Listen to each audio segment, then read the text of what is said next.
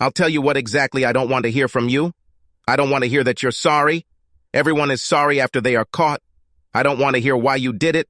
I don't even want to know if this was your first novel. All this crap doesn't matter to me in the slightest. What matters is that you did it. You cheated not only on me, but also on our 4 children. They won't have a chance at a normal childhood. You cheated on both of our parents. Now children will not have a normal relationship between grandmother and grandson. I talked to a lawyer, as you suggested, and she confirmed that what you threatened me with was quite possible. So my life will be miserable for the next 10 years.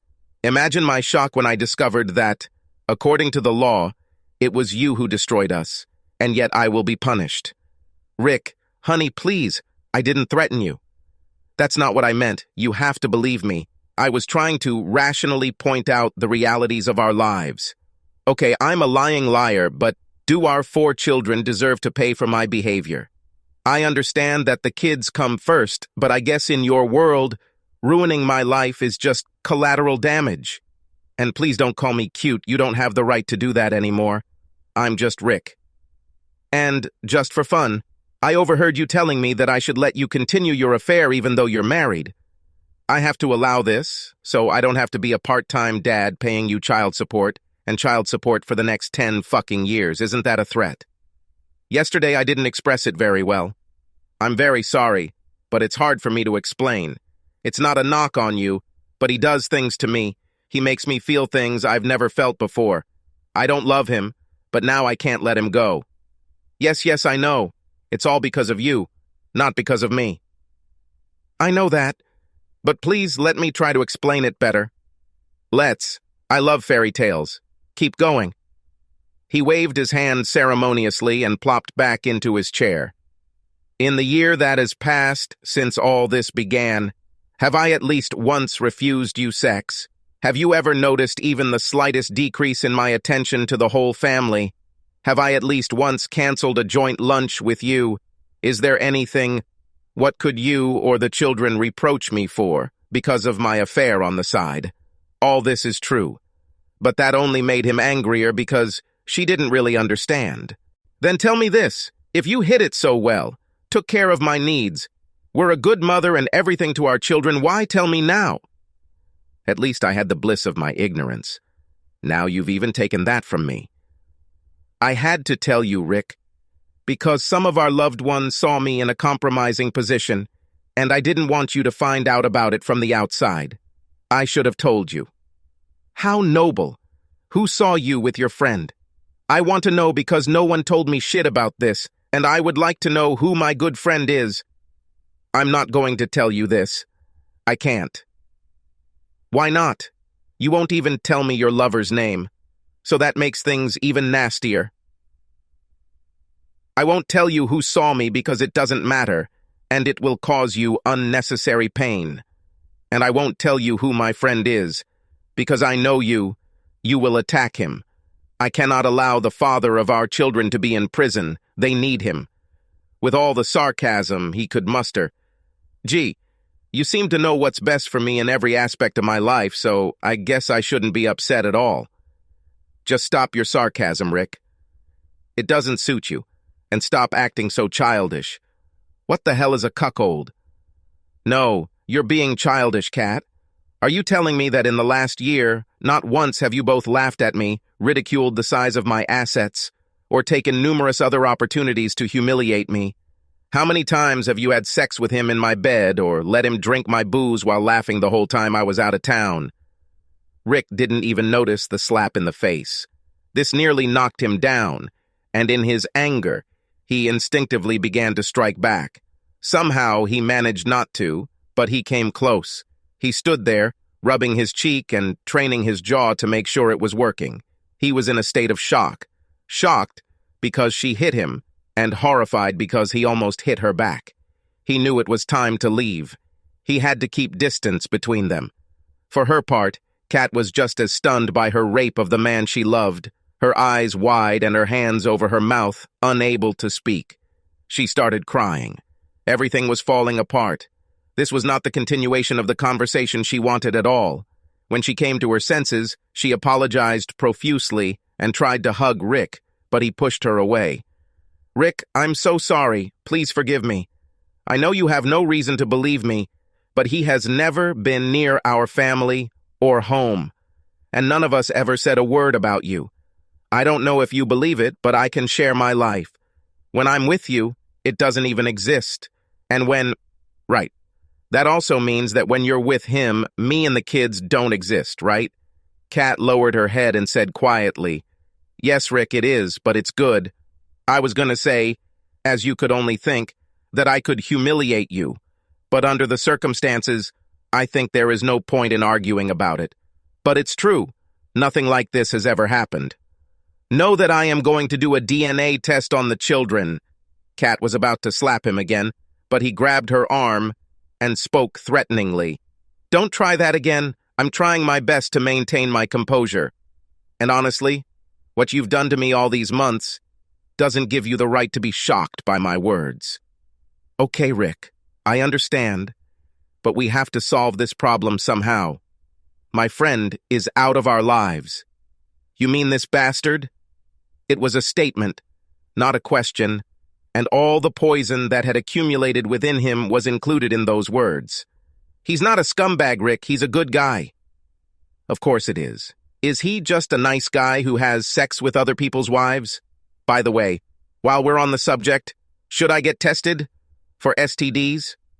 I mean, how many more people like you does he have? What putrefactive diseases does he carry with him?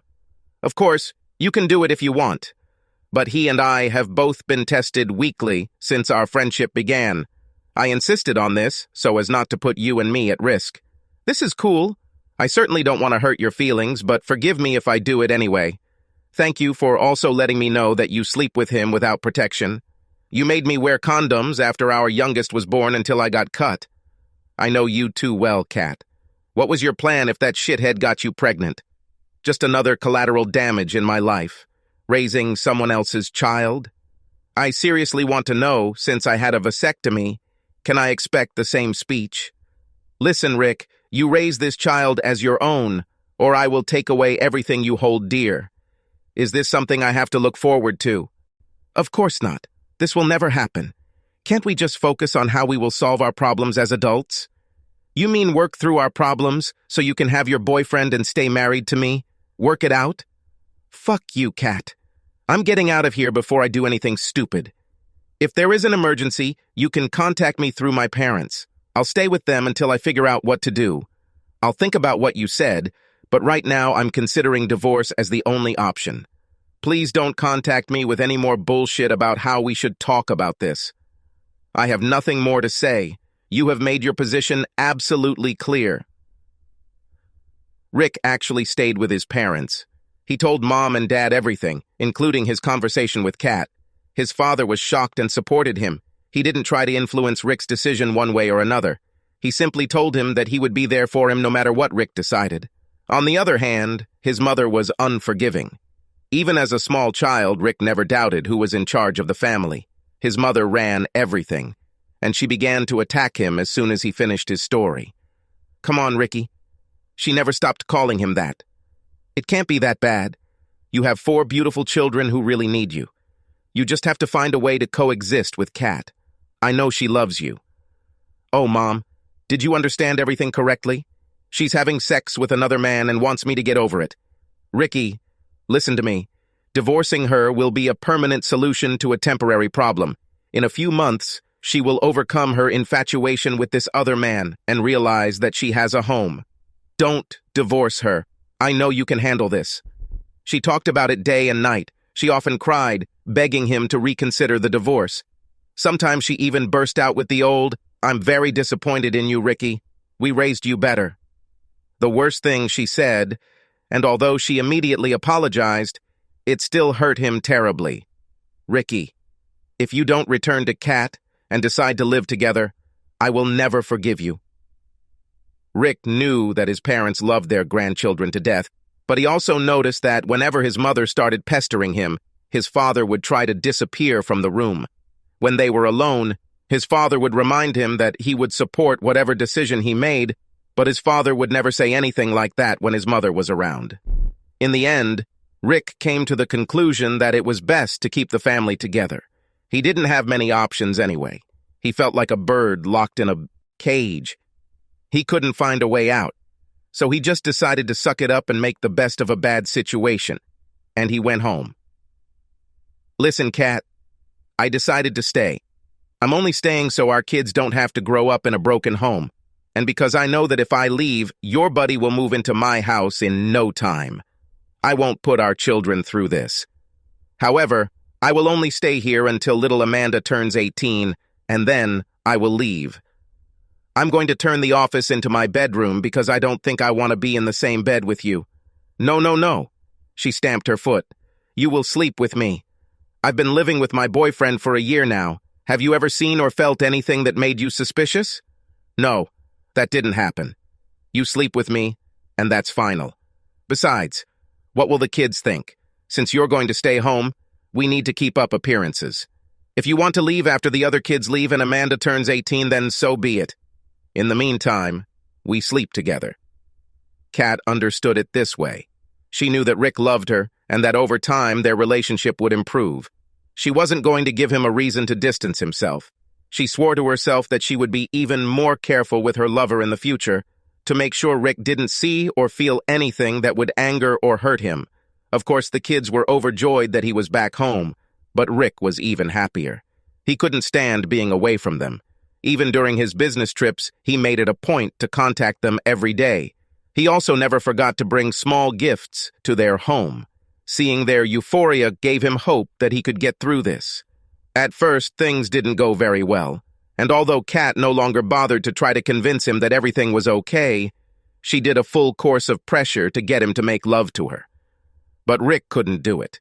He tried his best to act normal, but it was difficult for him, and an uneasy truce developed between husband and wife. Rick found it very difficult not to get angry whenever Kat left the house alone. Although she told him that she only saw her boyfriend once or twice a week, in Rick's mind it was every time Kat left the house alone that cut him deeply. Kat tried everything to make him more comfortable, but it didn't work. So after going through a rough few weeks, she decided to see a marriage counselor. Kat felt that Rick was not adapting quickly enough to the new situation, and it was important to help get their relationship back on track. The children also began to suspect something. Rick was stunned when Kat brought up the idea. Wait, let me figure it out. You want me to go to marriage counseling with you so I can be more comfortable with you having sex with other guys? Seriously? He laughed so hard that he began to hiccup, but suddenly Kat saw a dark expression on his face. He became quiet and very sullen. You know, Kat, maybe this isn't a bad idea. We must do this. Rick had several reasons to agree. Mostly he was curious about how Kat was going to sell her boyfriend to a consultant to make their marriage stronger. At the very least, it might be interesting. But I have to choose a consultant. He didn't want some new-age son-child extolling to him the virtues of polyandrous relationships. Kat readily agreed, and for some incomprehensible reason felt giddy with excitement and anticipation. All Rick could do was shake his head in amazement at the depth of her delusion. Kat was amazed at the success of the consultation. After 2 or 3 sessions, Rick became much more affectionate at home. He didn't yell at her or sulk anymore. Frankly speaking, the consultant was also amazed. Basically, all he did was point out to Rick that it doesn't matter what the social norms are, all that matters is what Rick and Kat think is normal. The consultant saw more and more of these situations in his practice, and they never ended well. As soon as the 10 sessions were over, he thought he should write an article and submit it to Psychology Today. Maybe this will help couples across the country. So life continued in Rick and Kat's house. Their marriage could not be called divine by any stretch of the imagination, but they got along well and worked together to give their children the best childhood experiences they could. To an outside observer, it seemed that their marriage was better than most. Almost immediately after the consultation was completed, their lovemaking returned to normal levels. Rick and Kat never spoke about her male friend again. Rick knew he was ignoring the obvious, but he didn't see a good reason to bring it up. A serious incident occurred that upset Rick so much that he almost broke their agreement. About 6 years later, Rick's father called and asked him to come see them immediately. Kat noticed the serious expression on his face. Rick, Is something wrong? You're scaring me. I don't know, but I think my mother may be sick. Dad said I need to go there right now. Well, wait. I'm with you. No. He told me to come alone. Kat looked worried because she loved his parents almost as much as she loved her own.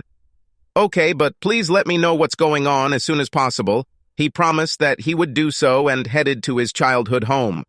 When he arrived, both parents were sitting in the living room. His father looked angry and his mother was obviously crying. This only made him more worried. The father spoke first. Rick, I want you to know that I just found out about this yesterday and I'm very angry with your mother. And he left the room. What's going on, Mom?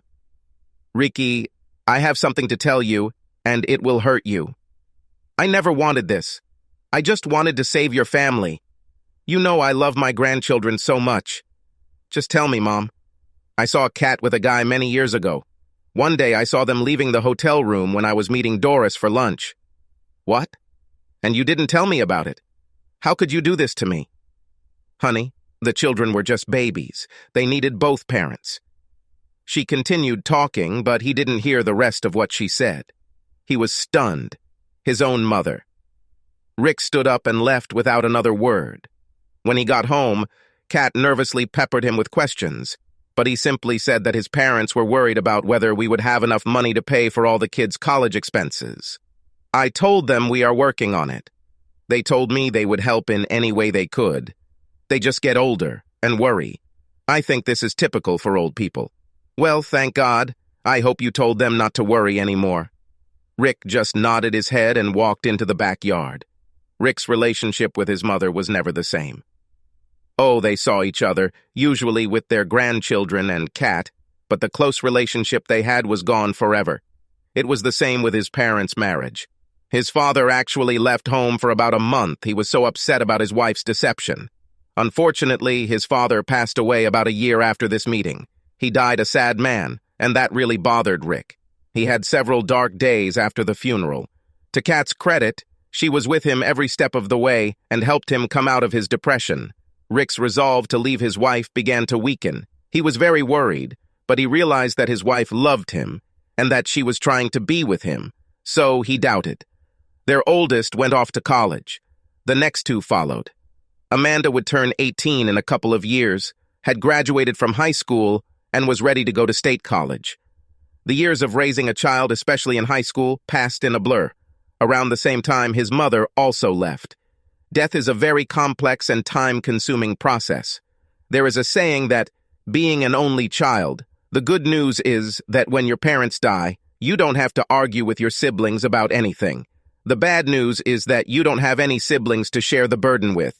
His parents left him enough money to ensure that all of their children could pursue higher education without being burdened with student loan debt. While looking through their papers, Rick saw a letter from his mother, addressed to him and handwritten. The envelope simply said, "Riku after I'm gone." It was dated just 3 weeks before her death. He put it in his pocket and decided to read it later. Shortly after his mother's death, Rick essentially decided to stay with Kat. The pain and anger were gone, and he felt like he had a better life than most, so why rock the boat? Besides, he had seen how lonely his mother was, and he was worried that the same might happen to him if he left Kat. Amanda was ready to leave, and he was already starting to suffer from empty nest syndrome. Rick threw the letter on the table and forgot about it for several weeks. One day, while rummaging through his drawer, he saw it and decided to read it. What he read shocked him. He could hardly believe it. That's the trouble. When people start lying to you, trust disappears, so you question everything. Was the content true, or was his mother just trying to look better after death? He decided to tear up the letter and not say a word. It's less than a year before Amanda turns 18 and heads off to college. But he thought about writing often, and this influenced his decisions about the future. The day after Amanda left for school, Rick sat down next to Kat. "Kat, I met with a lawyer and I'm going to divorce you. You go to the office to sign the papers, or I can serve you. I don't want to embarrass you, but it's time for me to move on." "But why? We've been so good all these years." Because I don't love you, Kat, and we agreed that I would stay until Amanda turned 18. You do not love me? No, Kat, and my love did not disappear gradually. It stopped the moment you threatened me. I owe it to myself to leave, as we agreed 10 years ago. I know our paths will cross again because of the kids and grandkids, so I'll be polite, but we're done. Come on, Rick. You mean all those times we held hands? The countless times you told me how much you loved me and the lovemaking wasn't real? I know the difference between sex and love, and you made love to me. It took a while, but after a few months, revenge sex turned into sex and then lovemaking. I know that it was so. I lied to you, Kat. It was a performance. And do you know why? Now Kat was crying openly. She didn't say anything, just shook her head. Because I realized something and it hit me like a ton of bricks. You can divorce me at any time and for any reason. Why do you think I agreed to the consultation? We live in a guilt-free environment. You could file for divorce just because I forgot to take out the trash or forgot your birthday. What if, over time, you fell in love with your boy toy? I would become a part-time dad. You had all the power in our relationship. I couldn't risk it, so I tried to be the best father I could and pretended to be with you. I do not trust you. I know you love me. I know you do. I would never do anything like that to you. She screamed hysterically and sobbed uncontrollably. Maybe only now she finally realized the true depth of her actions. Wait, please, Rick. I have to tell you something. I haven't seen my boyfriend or been with anyone but you for almost 10 years. Should I believe this? This is pretty risky, even for you, Kat. Rick truly felt that Kat would say or do anything to get what she wanted. I swear it's true, Rick. I was an absolutely faithful wife to you just a few months after our conversation. Why and what happened? You never told me anything. I thought you wouldn't believe me anyway, so I didn't say anything. What happened was that as soon as I told him that you now understand our relationship, he began to change. When we were together, he started belittling you, calling you a cuckolded weakling. He started telling me that I should cut you off and said all sorts of perverted things when we were intimate. Finally, one day, I had enough. I slapped him and left. I never went back. And I've never been with anyone else but you. How many times did you hit him? Just once. Why do you ask? Just. At least he and I are the same even in this. So you've been keeping it to yourself all these years? Yes, Rick. I decided that the only thing I could do was be the best mother and wife I could be, and I thought we were fine. Well, I'll give this to you. You were an amazing mom. I don't see how anyone could be better, and I know you'll be a great grandma. But I have to tell you that my pain is there and it won't go away. I will also give you credit for trying to be a good wife. I know that the closeness we had before your affair never returned, but I knew that you tried and that you cared about me. However, for me, it was never better than just two friends with benefits. Please, Rick, you have to stay. Please do not leave me. I will do whatever you say so as not to lose you. Please, I beg you. Okay, Kat. Then answer me one question. A few years ago, I found out that it was my mother who saw you with your lover. Kat acted as if she was shocked by this discovery. Have you ever talked to her about this? After a significant pause, she replied, No, dear. I had no idea that your mother saw me.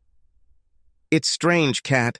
She told me that later that day you confronted her and threatened that if she told me about this, she would be responsible for the destruction of our family, and that you would make sure she never saw my grandchildren. I didn't do anything like that.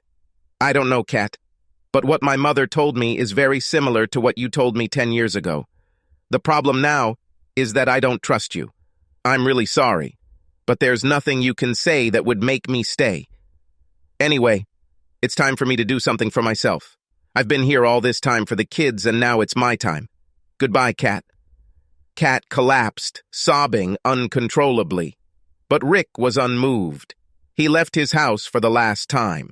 That same day, he began receiving angry and emotional calls from each of the children asking him why he left their mother. Before answering, he asked everyone a simple question. Was I a good father? They assured him that he had been a fantastic father throughout their lives. He was moved to tears by their approval of his efforts. Once he had his emotions under control, he told them the unvarnished truth, including their grandmother's involvement. He pulled no punches and didn't sugarcoat anything.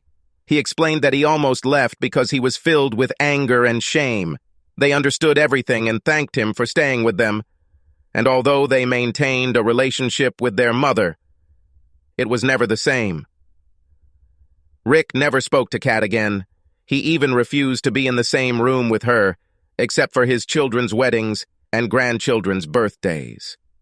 Rick loved his independent life. He realized that there is a big difference between independence and loneliness.